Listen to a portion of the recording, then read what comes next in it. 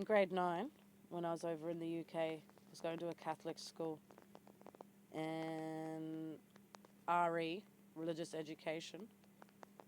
Um, it was the first class of the morning this particular day.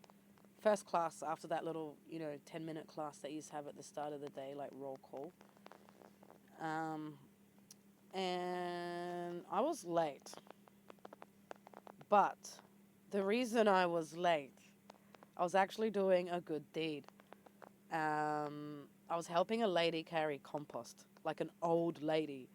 Um, and even then I remember because um, it was at the back of the school where these shops were, and it was quite busy. And the amount of men who just walked past, and the thing that made me stop and help her is I can remember it clear as day, is the plastic bag on her fingers.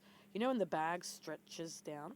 So she had this like potting mix or something like in a bag, and she was just walking up the street with it. And it was like, I was like, fuck, her fingers are gonna fall off, and no one's even stopping. Like I was blowing out how many people just walked past it. So I helped her, but it made me late.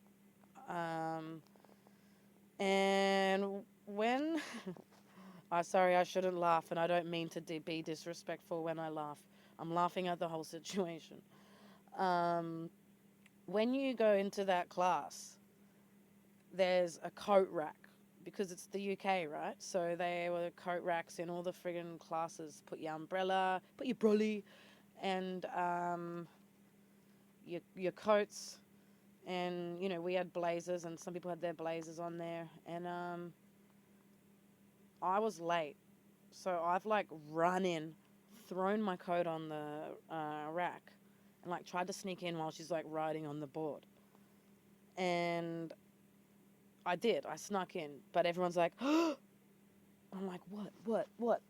And what I hadn't realized is because I wasn't paying attention, because I was just focusing on not being caught being late, was that the room had been moved around, and it wasn't actually a coat rack that I threw my coat on.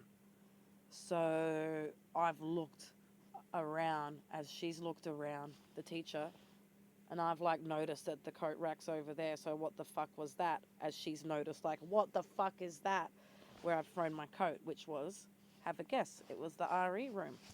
Yep, that's right. I threw it on the cross. I threw it on Jesus. I threw my coat on the cross, on Jesus, and ran in without even noticing. Can you imagine? So then, to try and explain that I was helping an old lady, this is like a boy cried wolf type situation because I was the smartass who didn't care. And usually that wouldn't be the reason that I would have been late. Like I wouldn't have, cared either way. But the one time, like I'm actually doing something nice for someone, is like it all just goes balls up. And things like that happen to me all the time. So I'll think I'm doing something good, but I haven't paid attention, or, I fuck up in some way and it ends up being really bad. Or sometimes I'm just innocent and it looks bad, or sometimes it's an accusation based on, judgment. Whatever it is, I'm constantly getting into situations where people just think I've like done this really awful thing, and it has been something that's really fucked with me. Like I remember one time I was coming out of a club and I was walking back to a friend's house, but my friends had stayed at the club. I hadn't been drinking that night, and they had, and I was ready to I was done.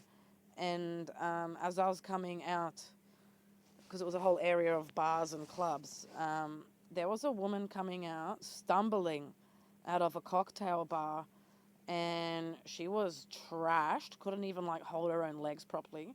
And I was like, whoa, she's wasted.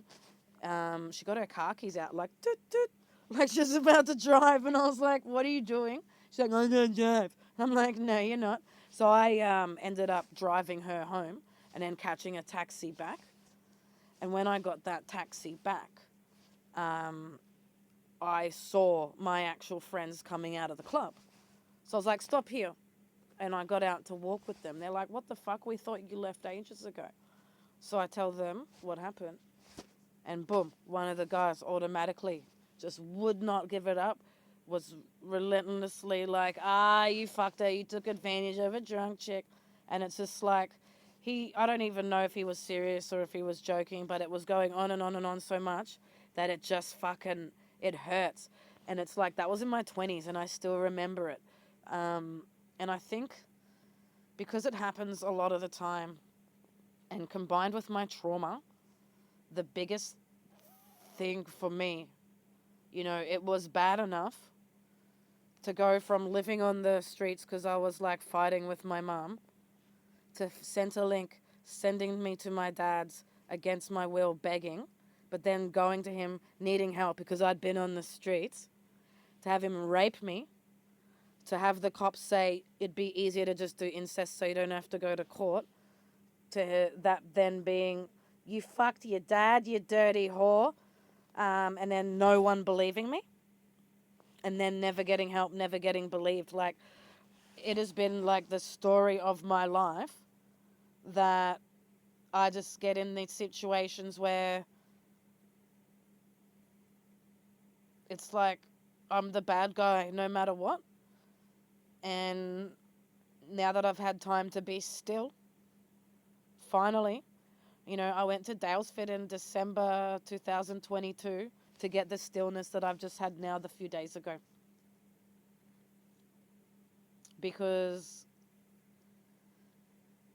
everywhere I go, there's a human that affects me in some way. A lot of it has been through dishonesty, but some of it has been really good people just simply not understanding, or environment and noise that they're making on my sensory. Like, whatever it is, whether their intentions are good or bad, humans affect me because I've got untreated trauma in my system.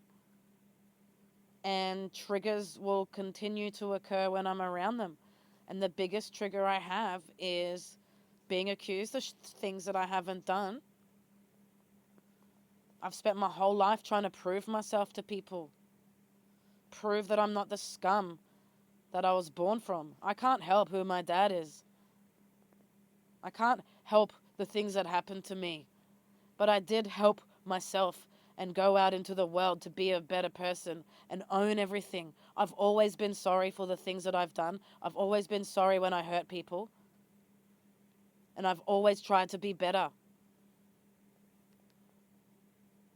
So when you constantly accuse the things you haven't done, and then people will never own the things they've done to you, it's like become this fuck you. And because I've been a magnet for people who aren't genuine and honest, and because I've got an illness that literally stops me putting myself first if someone else is there, basically people being there have just fucked with me in so many ways, whether they meant to or not. And by removing from it all, I'm able to see and understand why I feel the way that I do and get to the core of some things.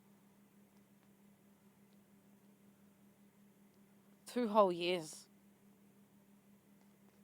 I've been in fuck you mode. And now, because I thought it couldn't get any worse and then it did, it's like, wow, it actually knocked the rage out of me. I've gone beyond rage. I am so absolutely disgusted with people and humanity and how we've all become. So I don't even feel angry anymore. I mean, I do, obviously, but it's not on the surface raging out of me. It's like all tightened up into this ball, this lump in my throat. Like, Wow. Just wow. And it's like I finally reached this place where I'm like, I'm not going to prove that I'm not a piece of shit to you. You know, it's like that video I made, I'm just a piece of shit criminal. Hey, you want to treat me like a criminal, blame me for everything? I'll be the bad guy. Look at me. Here I am, being the bad guy. Fuck you. At least I'll own it. At least I don't lie about it.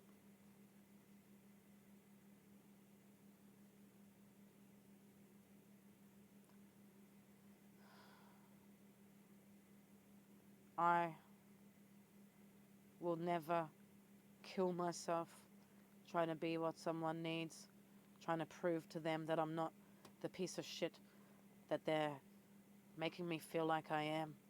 If I feel like that around someone, bye-bye. It's a do-over.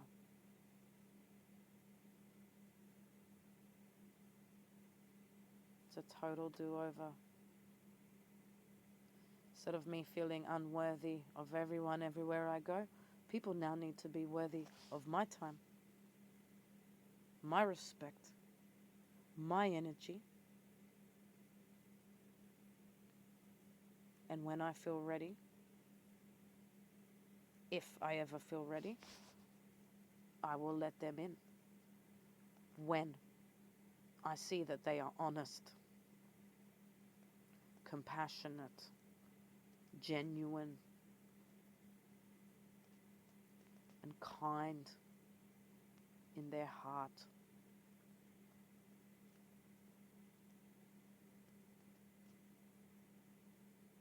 I will be still. I will see red flags.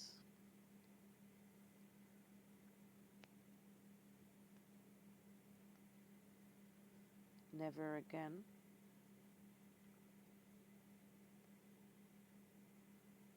will I be that. I don't care what people think. I couldn't care less. And that is very liberating alone.